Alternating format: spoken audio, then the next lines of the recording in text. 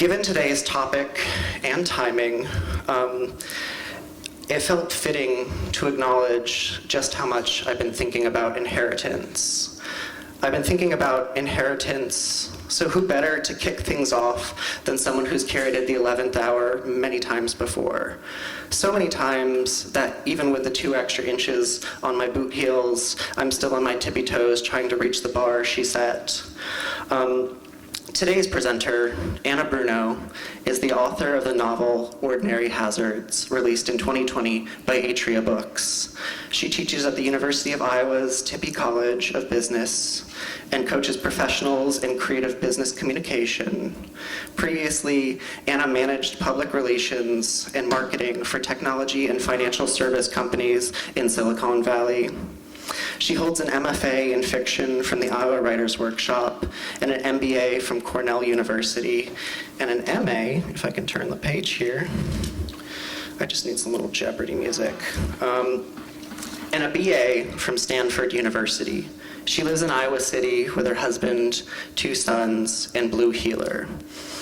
For any project, Bruno writes, whether a short story or a novel, trope can be an entry point. Think a locked room mystery, dark academia, a midlife crisis. A cliché is a cliché then because it's worn thin by time. Thus, clichés aren't necessarily failures, but invitations to find new pathways within ourselves. Deeper truths, forgotten histories, habits, humor, biases, and so much more. I think about inheritance because as writers, each of us must navigate our words as if they were ephemera, funky-fitting hand-me-downs and beloved family heirlooms. From the stories we're told as children to the very language through which those stories are told, our voices on and off the page aren't ours alone. But as Ralph Waldo Emerson reminds us, as the limestone of the continent consists of infinite masses of shells of animalcules, lots of big words there, so language is made up of images or tropes, which now, in their secondary use, have long ceased to remind us of their origin. Naming is not an art, but a second human nature, grown out of the first, as a leaf out of a tree. Genius is the activity which repairs the decay of things, whether wholly or partially of a material and finite kind. So, speaking of genius and genius making, I believe it's time to turn things over to the brilliant Anna Bruno. So, a round of applause, please. Thank you. Thank you, Mason. That was way too kind. I'm very excited to be here with you today. Very excited to kick off this series with this topic, because as I was preparing these remarks, I was thinking about what writers start with when we write fiction. And a lot of writers will say, oh, I started with a character, or a scene just popped into my head out of the blue. And I think they're lying when they say that. I think the truth is, we know what kind of fiction we want to write before we start. Right, we know we want to write a murder mystery or a campus novel, and maybe we have to write our way into that, but there's some vague idea that there are precedents, right? There are tropes we're working for. So it really is a starting point, and so I think it's appropriate that we're starting with it today. So it's a constraint because we're writing within some pre-existing category, but it's also an opportunity. And so given that you're all writers, we're going to focus on that opportunity. What opportunity does trope, and then at the sentence level, cliché, what opportunity does that present us with as writers? How do we harness it and access some truth, some aspect of humanity that we want to touch? So I'm going to use 2 works. I'm going to use Rebecca Mackay's I Have Some Questions for You. Very popular, recent novel. Many of you may have read it, seeing a few nods. The reason I'm using this novel is because I began to see it as I was preparing this talk as a meta-commentary on trope. She really dives into trope in a very meaningful way, and I think the point of the novel is really to examine trope. So that's why I'm using this one. And then the second one I'm going to use is my novel, my new novel. It's called Fine Young People. It's actually on submission with my publisher right now. And the reason I'm using it is because basically I'm intimately familiar with my own process, which you can never be with other writers. So I know sort of how I think when I find a cliche in my own work, and I want to kind of illustrate that through these remarks, and then we can see how that's maybe operating in other work that's not our own. I'm going to talk for about 30 minutes, give or take, and then we'll turn it over to you guys for questions. All right. So before we talk about the opportunity, I want to read a quote from Brandon Taylor.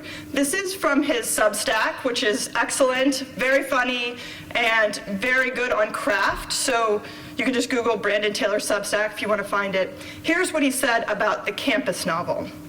Any fiction that involves a person coming out of the broader society and entering into a social space that is not the domestic sphere, but remains discrete from that broader society is a kind of campus fiction. A campus novel, by default, should offer us some insight into the conflicts and forces at work in the broader society. That is why one chooses a campus novel as a setting in the first place, because at the scale of the local, one has access to the concourses of the universal.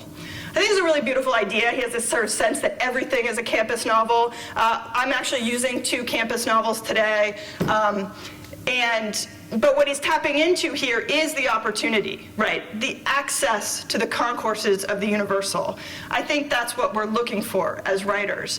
And having the constraint of the campus, so in this case it's a setting, right? The constraint of setting, but also the characters are somewhat constrained, right? Because you have students, you have teachers, you have maybe parents. So kind of constraint of the world of characters allows you some access to humanity and society, right? Which is what we're all trying to do. So how does Mackay then play with this trope? And I'm going to talk about genre and trope sort of interchangeably, genre being the bigger category where your book would fit into, and trope being operating at the level of plot. So there's a lot of words on this slide. You don't have to read them all.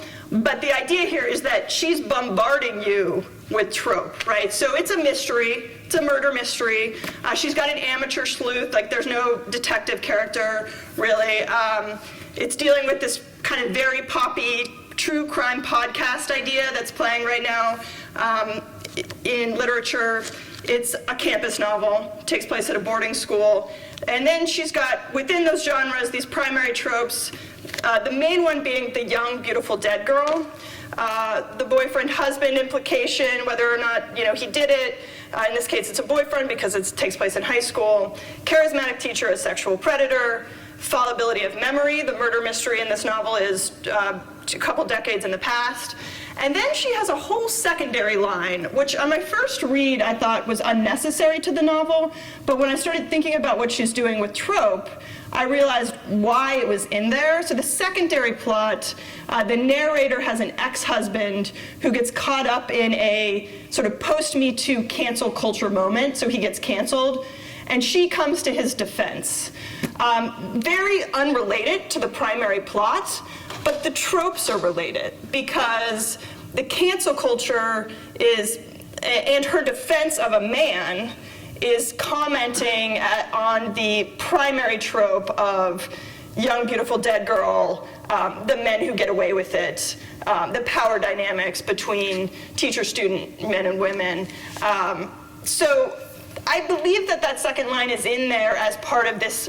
I mean, I'm not the author, it might be in there for other reasons, but as part of this discussion, right? So when you're sitting in a book club or you're reading by yourself, you can think about these ideas in a deeper way, right? As Brandon Taylor said, you can access the concourses of the universal. So I just want to read you how she starts the novel.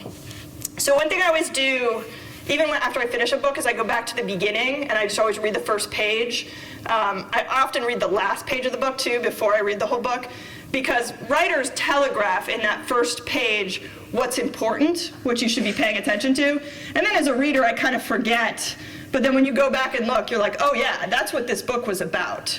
So this is how Mackay starts. You've heard of her, I say, a challenge, an assurance. Wasn't it the one where she was stabbed in? No. The one where she got a cab with? Different girl. The one where she went to the frat party? The one where he used a stick? The one where he used a hammer? The one where she picked him up from the rehab and he? No. The one where he'd been watching her jog every day? The one where she made the mistake of telling him her period was late? The one with the uncle? Wait, the other one with the uncle? No, it was the one with the swimming pool. Okay, so right there, this is the prologue. This is even before chapter 1. We know we're talking about all of these young, beautiful dead girls that are, pop culture and media and society is kind of obsessed with, right? And I think what she's telegraphing here is that we should question that.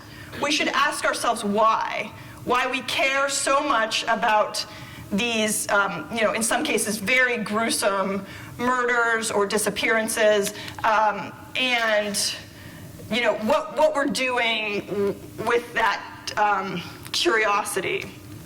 So, and then at the end of chapter 1, she comments on why. So this is only a few pages later. What could be more romantic? What's as perfect as a girl stopped dead mid-formation? Girl as blank slate. Girl as reflection of your desires, unmarred by her own. Girl as sacrifice to the idea of girl. Girl is a series of childhood photographs, all marked with the aura of girl who will die young, as if the third-grade portrait photographer should have seen it written on her face that this was a girl who would only ever be a girl. So it's established here. This is the trope she's playing in, and we should care about it as readers. Certainly she cares about it as an author. And it's happening at sort of this meta level, like obviously we're gonna get a murder mystery too, like a girl died in a swimming pool. We know that also from page 1. And that should hopefully propel the reader forward, just that straight mystery. But this is a literary novel and she's doing something kind of more. She's gonna tell us something about humanity ideally, or not tell us, right? Not be didactic about it, but make us think. That's the idea. So that's how trope is operating here. And I'm going to come back to this trope. This is the primary trope of the novel.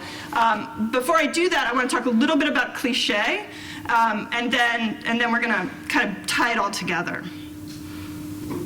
So the idea with cliché, you'll hear a lot of writers say, is to subvert it.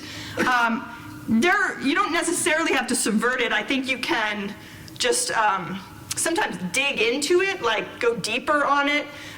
You don't necessarily, like cliches are actually, they're a reason they're cliches. They're true, right? They're sort of adages in a way. We live them, we recognize them, they're very relatable. Like my undergrad students would say, oh, that's so relatable. Undergrads love cliches. And I think that because they're true and we recognize them and we relate to them, that makes them even more useful. And they tend to crop up in work in really important moments for that reason. So yeah, subvert cliché, but you don't necessarily have to undermine it. You can just kind of mine it or excavate it or consider what you want to say on a deeper level. So here's an example from my own work that I identified. I wanted to write the beginning of the novel, the first page, that very important thing that telegraphs to the reader, here's something important, pay attention.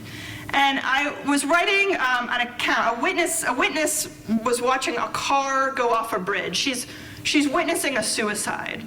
And the witness in my first draft, I described on the page as a dowdy woman, which it's not a cliche, but it's just a generalization. It doesn't mean anything. It's not particularly memorable. It doesn't even really, like everyone kind of knows what a dowdy woman is, but it's not specific enough to be memorable because there's so many different variations. For one thing, you can't really picture it. And for this is my first page of my novel. Having such generic description was not serving it. It was not telegraphing to the reader, pay attention. This is important. So I revised it. The one image I could never get out of my head was a witness account of the car levitating, suspended between bridge and river, steel and water, civilization and abyss. The lady, middle-aged, with a coif of silver hair that called to mind Rod Blagojevich, post-commutation, held a miniature poodle in her arms as she spoke to the WTAE reporter. She said, "I'm not a religious person, but..."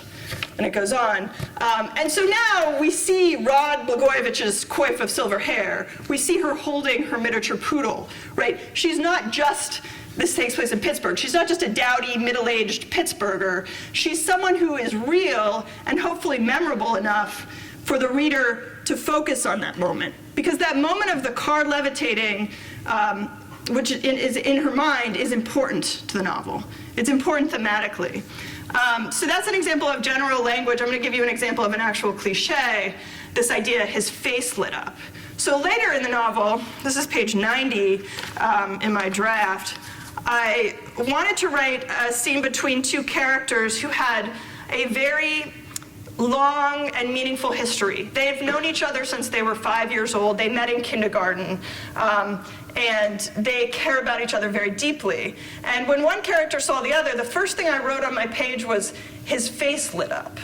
And which is an absolute cliche. We say that all the time when someone sees someone that they love, his face lit up, her face lit up, right? And it's not, again, not memorable, doesn't mean much to the reader. We gloss over it because we've heard it so many times before.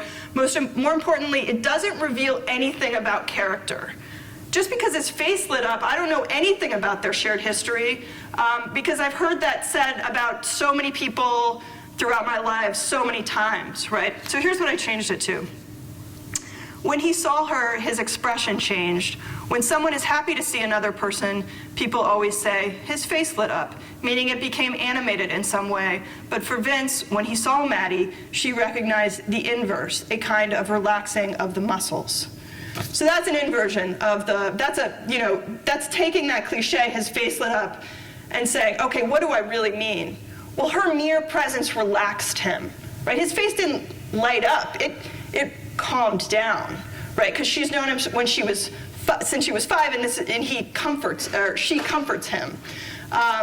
And so I think this is just a very simple thing. I mean, you just go in. Like I've heard writers say, I love it when I see cliches in my work because they're like little flags.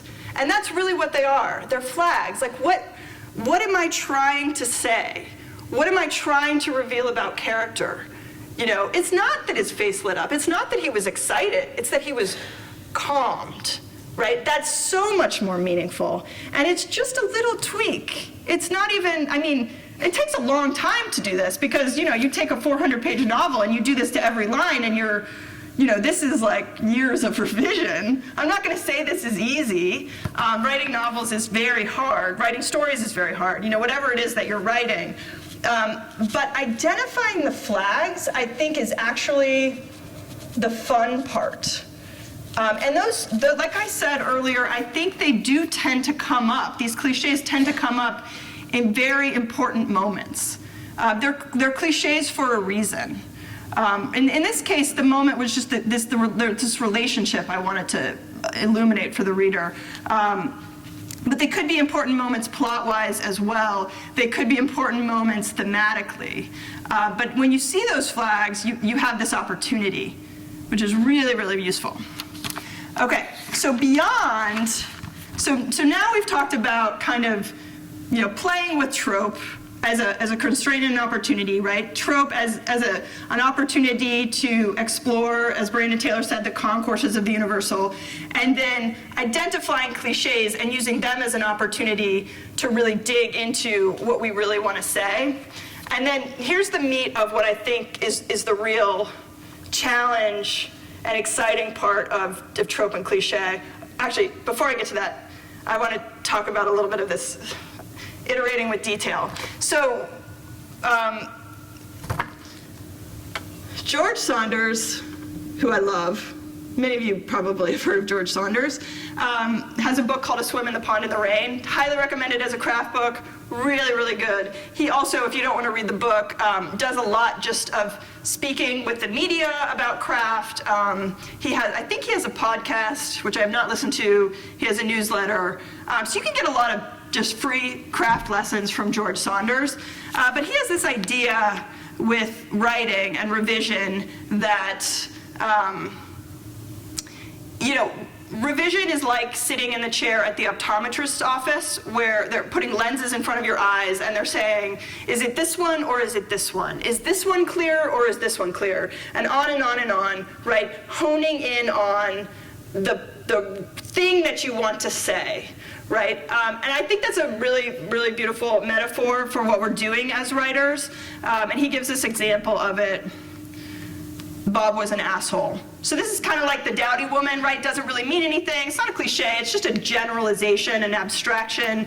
Well, what does it mean for Bob to be an asshole? It means nothing to the reader. They don't know anything about him at that point. But let's say that's the first thing you wrote on your page. So he says, put that lens, that optometrist lens in front of that, kind of ask why, dig into it. Well, what did he do that made him an asshole? Bob snapped impatiently at the young barista. And he says, George Saunders says, okay, well now I know that I can see him. I can actually see him in scene being an asshole, but I still don't really know why. It's not memorable, it's not particularly emotional. So who reminded him of his dead wife, who he missed so much, especially now at Christmas? So as this sentence goes on, we're putting a lens after a lens after a lens, and we're getting to the real meaning of it. I mean, I think when we get to his dead wife, we kind of feel it emotionally.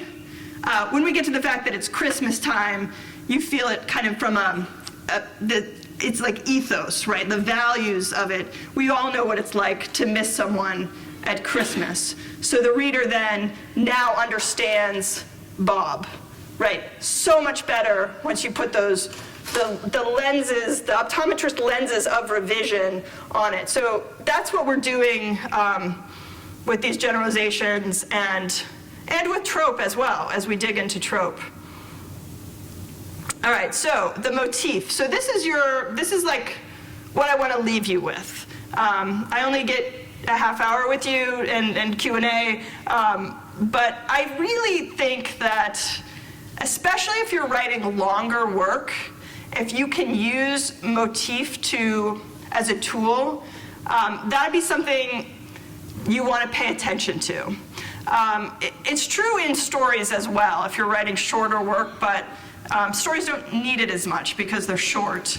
But let me give you an example first from Mackay and then my own novel of what I mean by this. And note that this comes from Trope and Cliche. So, as you recall from when I read from Mackay's book at the beginning of the talk, we're talking about these young, beautiful dead girl trope, right? And she's going to thread that throughout the entire novel. She constantly kind of touches back to the idea of the young, beautiful dead girl, and then it reaches something of a crescendo towards the end, and she's going to illuminate it to make meaning for the reader. So I'm going to read you a little more. This is from chapter 30, so page 411. We're very deep into the novel at this point. It was the one where she used her umbrella as a shield. You remember, right? Nancy Grace covered the trial. Let's skip down a little bit. This was the one where people had a hard time taking her seriously because her name was a stripper name. Jay Leno made jokes about her name. This was the same year Lorena Bobbitt cut off her husband's penis. It was right after sophomore year at Granby. Leno made a joke about both this woman and Lorena Bobbitt, something about their names, something about knives. She survived the stabbing. She was the one who went on Oprah with scars on her neck, scars on her face. She was the one who sat down with Barbara Walters. Barbara leaned in close and asked if she had it in her to forgive her attacker. He had just been released from his 2-year prison sentence. Here's what I remember. This woman, still so young, looked back at Barbara Walters and said, "Am I supposed to? I guess that's what you're supposed to do. That's how you move on." It didn't stand out to me at the time. This seemed the kind of thing people said, but 10 years later I woke in the middle of the night suddenly remembering that interview, wanting to scream. I Googled the woman to see if she'd changed her mind, if she'd spoken out again. She died 6 years earlier, shot by a different man, one she'd forgiven again and again, just like she was supposed to. So here we get a deepening of the trope, right? Now we're talking about the media's attention on these women. In some cases, the media's dismissal of them. Jay Leno making jokes. We get a little of context of the time. So she's talking about a pre-Me Too era where this murder took place, but it was okay at that point, right, to make fun of these women. It's a little bit less okay now, but there's still work to be done, and she's gonna get to that point.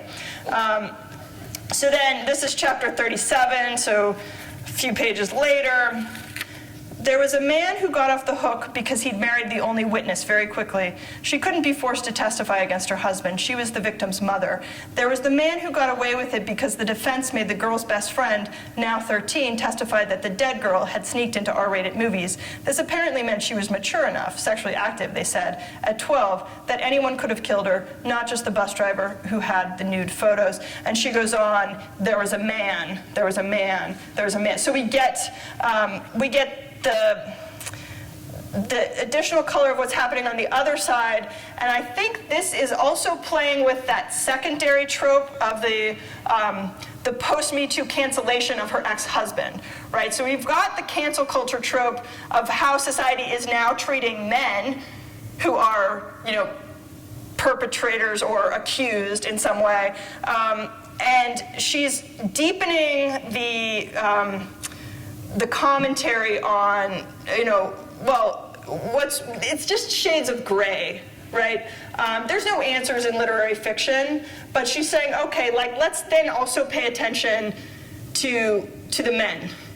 And then finally, she leaves us with, I think, the most philosophical of her dealing with this trope on chapter 40. So this is right near the very end.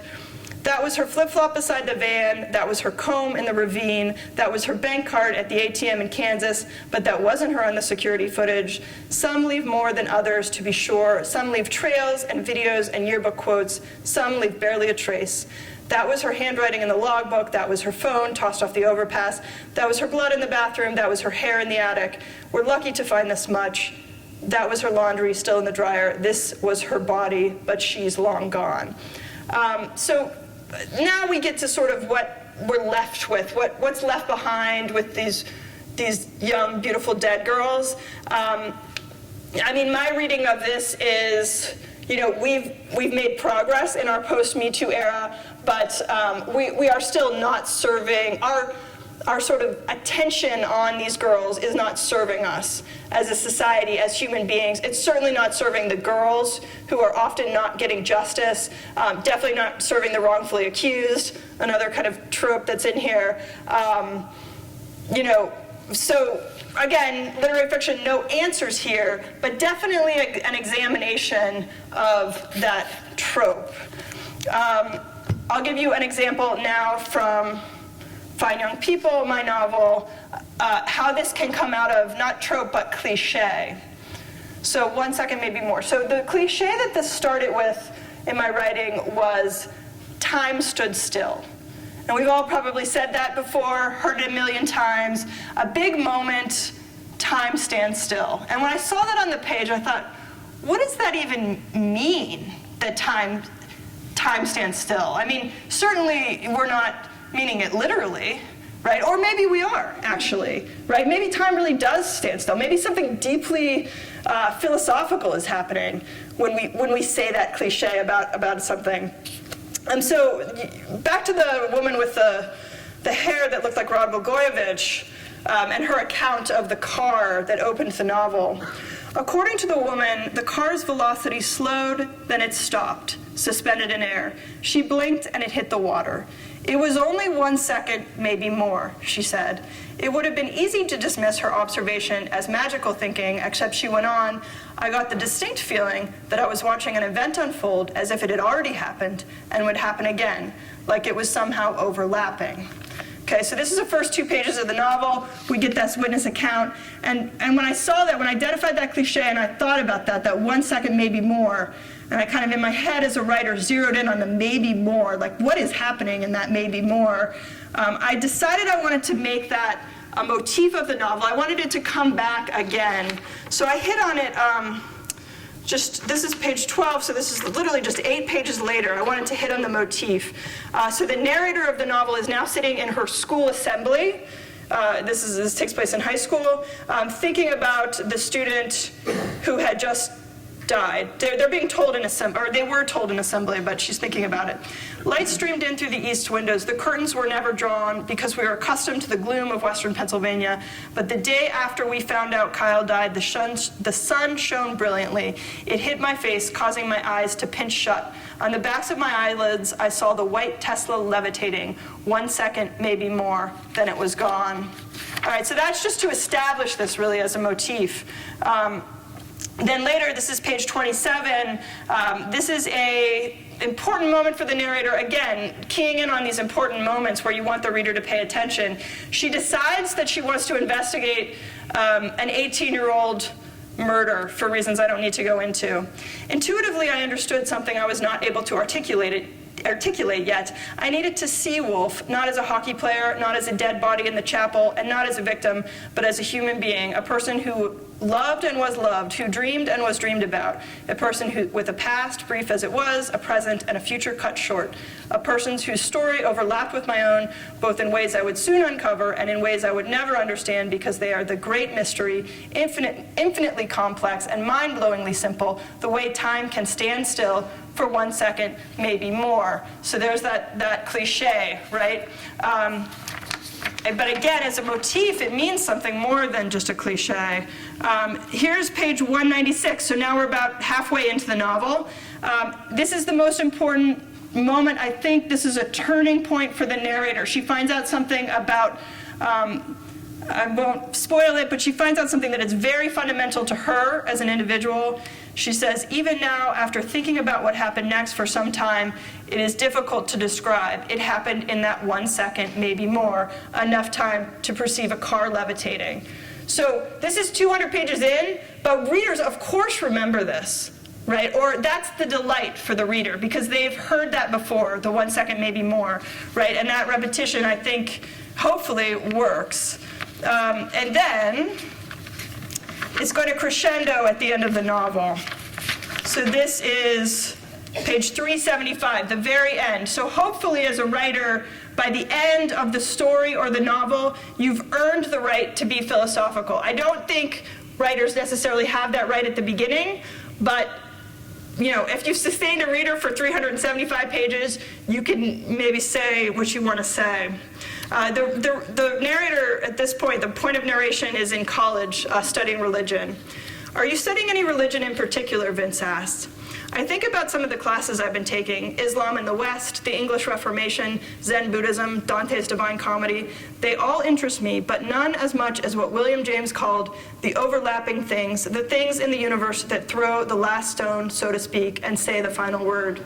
I picture the blank wall above my bed in the dorm. That wall contains multitudes. The absent crucifix, my mom's devotion, Shiv's Arangathram, the puja room in her house, her dad elsewhere chanting Hare Krishna, what Maddie called the absence, Mass at St. Mary's, Kyle's funeral, a mother's grief, a mother's grief, a mother's grief. There is that 1 second, maybe more, when a car levitated between bridge and water. Do I believe Kyle's car defied the laws of physics? Of course not.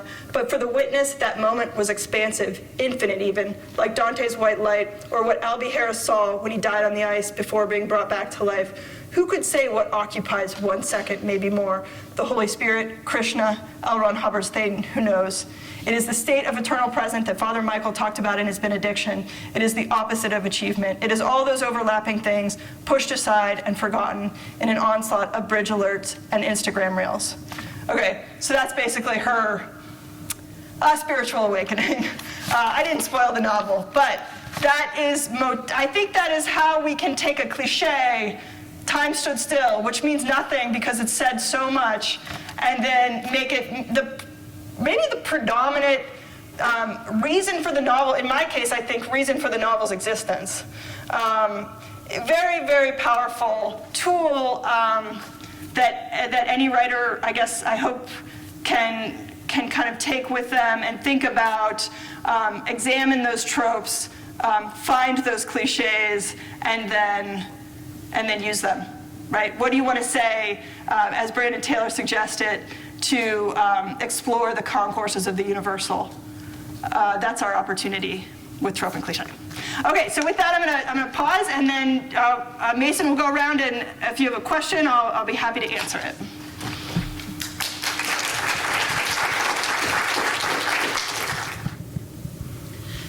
Thank you so much for the lecture.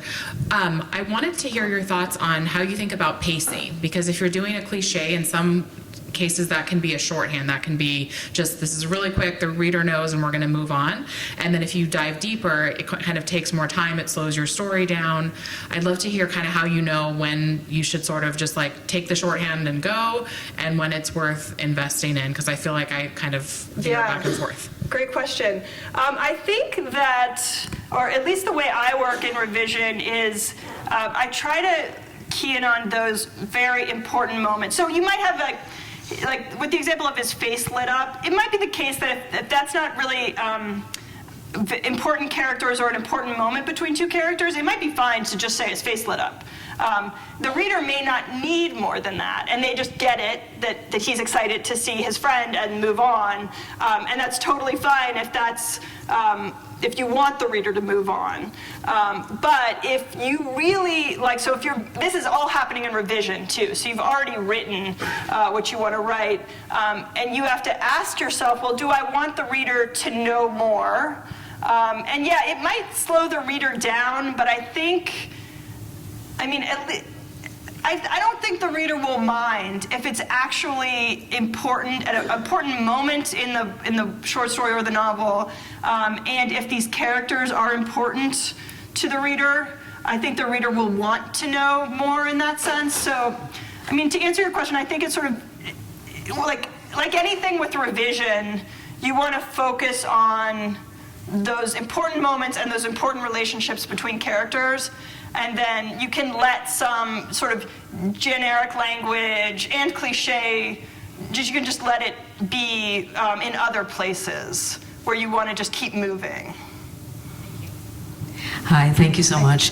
I was struck when you were reading Rebecca Mackay, this was a girl, the repetitiveness of that, and I saw how effective that was.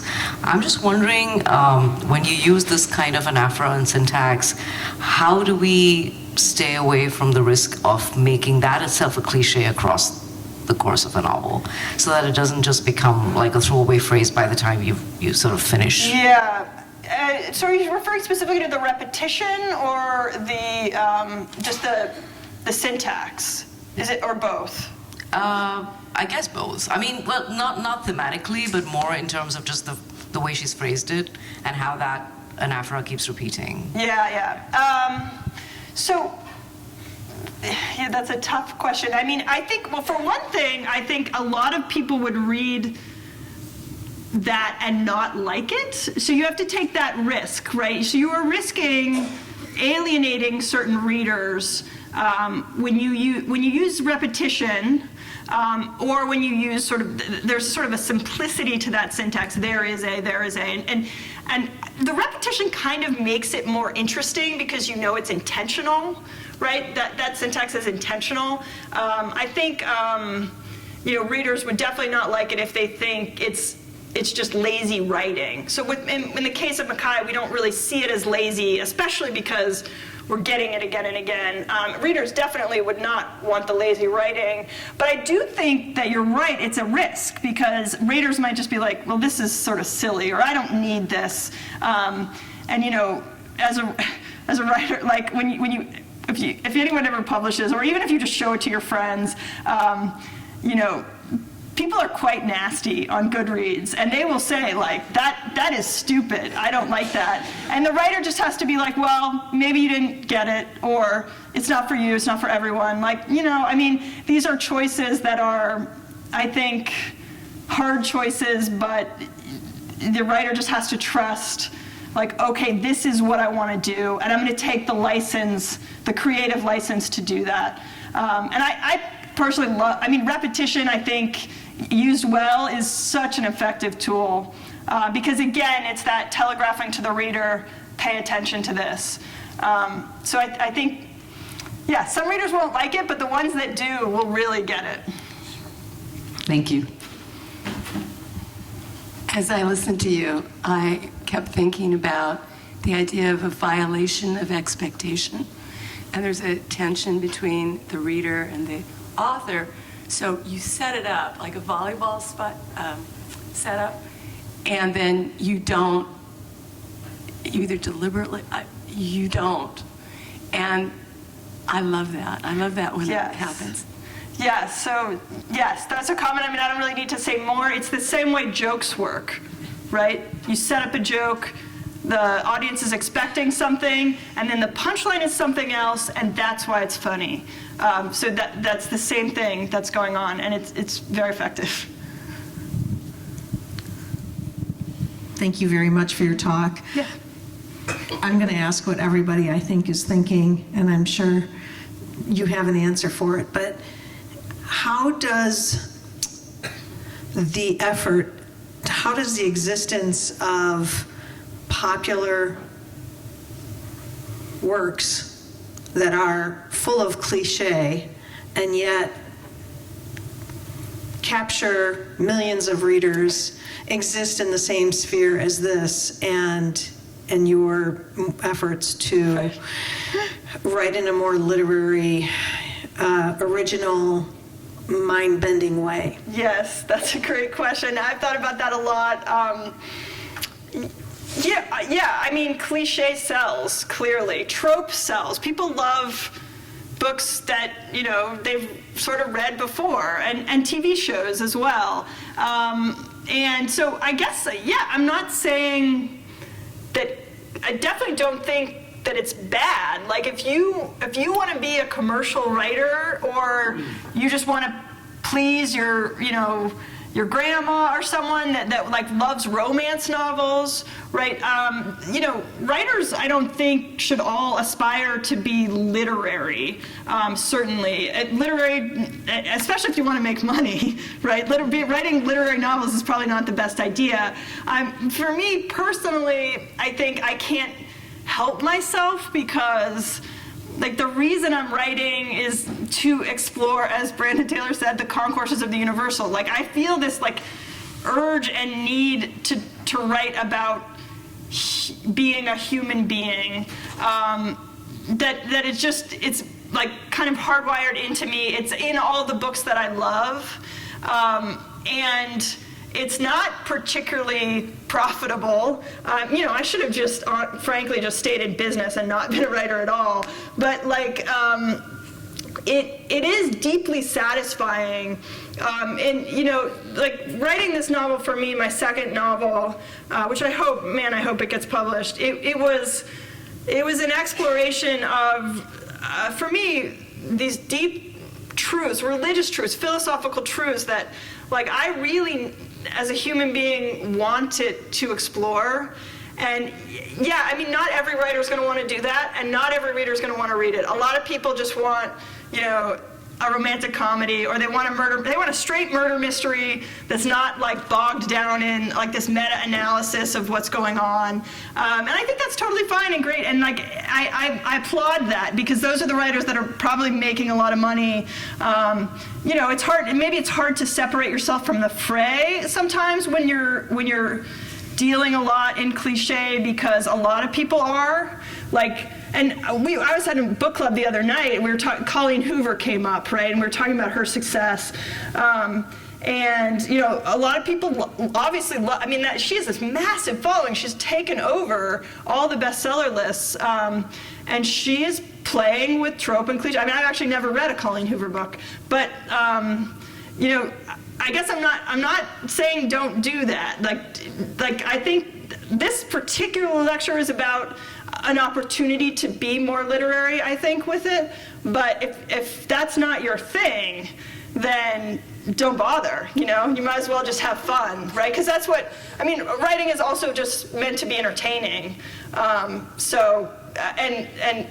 you know, as my undergrads say, like, they want it to be relatable, and sometimes those relatable stories are kind of the ones we've heard before, the cliches, and they're just fun. Great question. Hi, thank you for that lecture. Really appreciate it. I'm really new to writing, so I wrote this novel that I did in first person. And I haven't put dialogue in it necessarily because it's kind of a secret until you hit the middle of the book, and then you kind of figure out why. I can't explore and talk about it. Do you see those as, should I be throwing dialogue in to me, it's like I'm throwing stuff in that I don't necessarily want. I want to get your opinion on that. So, but you said there's a reason that dialogue doesn't appear in the first half? Yep. I mean, I think if there's a reason, then you should go with it. I mean, it could be deeply satisfying when that reason is revealed, right? So writers are always playing with that. That's another sort of kind of constraint as an opportunity, right? So, you know, like in my novel, I have this big reveal that happens on about midway through the novel, page 200 or so, and like my hope is that if the reader gets there, it'll just, you know, you want to kind of blow their mind, right? They're like, oh, I get it. I get why this was withheld from me. You know, the risk, I guess, is that the reader won't get there. And if a reader, so I guess there's no answer other than someone would have to read it and then say if it worked or not, right? Or you would have to read it, ideally someone else though, because you already know the reveal. So someone who doesn't know would have to read it and say, yeah, I was sustained until I found out what the author was doing, and that was deeply satisfying. You want that other feedback, I think, from someone who doesn't know your work. This is a lighter question, and good job navigating that question before this one. Rod Blagojevich, how many Gen Zers know what he looks like? And is your narrator from Illinois? Is that why? Well, no, I actually thought about that. It's funny that you mentioned that. So I really wanted that visual because I liked it, and I actually was sort of, I needed to be deeply aware of the Rod Blagojevich timeline. So Trump commuted his sentence. So he came out of prison in 2020. So he was in the public eye briefly. I mean, not sustained, and maybe Gen Zers don't pay attention to that kind of news, but he was on the news in 2020 when his sentence was commuted. So I think, you know, had that not happened, then yeah, it would have been a little misplaced because, you know, here are people in the 2020s like who definitely wouldn't be aware of that in the way that I was aware of it when it was all going on. He was an apprentice. Yes, yeah. So, I mean, you know, I guess I took a little license there, but I think that's a really funny and good point that, like, you have to be thinking about that, and that's part of why, actually, I put that post-commutation in there, because if someone was paying attention, you know, I wanted to sort of say, like, okay, this is not him back then when I knew him. This is him with his silver hair, right, which has changed after he got out of prison. So I don't know. I mean, maybe, you know, you always take these little creative licenses, and yeah, maybe there's a lot of things where I kind of second guess, like, would a young person be paying attention to that? And in some cases, the answer is, well, maybe not, but I still want to do it. I don't know. I hear you.